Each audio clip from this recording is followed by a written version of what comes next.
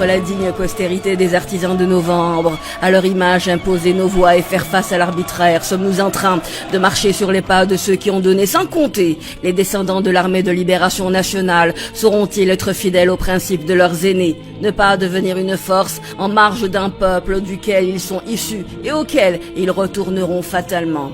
À ces forces constituées, dignes héritières des combattants de la liberté, nous disons, le harak, c'est séparer le bon grain de l'ivraie. Nous ne tournerons jamais le dos à ceux qui ont passé des nuits entières, le regard fixant l'inconnu, des nuits et des vies entières, à guetter des dangers tapis dans l'herbe, ceux qui ont fait de leur vie une offrande enfuie au fond d'un tiroir pour une Algérie souveraine et haute dans ses couleurs. Nous savons reconnaître ceux pour qui le dévouement à la patrie est plus fort qu'un quelconque intérêt, celui d'une gloire usurpée dans un dernier souffle de survie. Le harak a réussi là où la politique a échoué. Les boulevards de l'Algérie, porteurs de ces slogans, ont uni le peuple, le guidant tout naturellement dans une même direction. Les différences se côtoient et avancent côte à côte.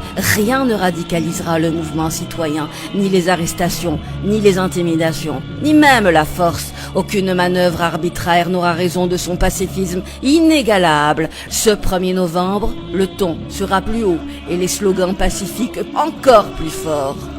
Aux décideurs de l'heure, nous disons, la voix de la liberté, plébiscitée par des marées humaines, vous interpelle. Tendez-lui l'oreille. Elle vous exhorte de sortir de votre virtuel tour décisionnel. L'élection proposée disloquera la société, handicapera la politique et consacrera la division. Aux décideurs de l'heure, nous rappelons que du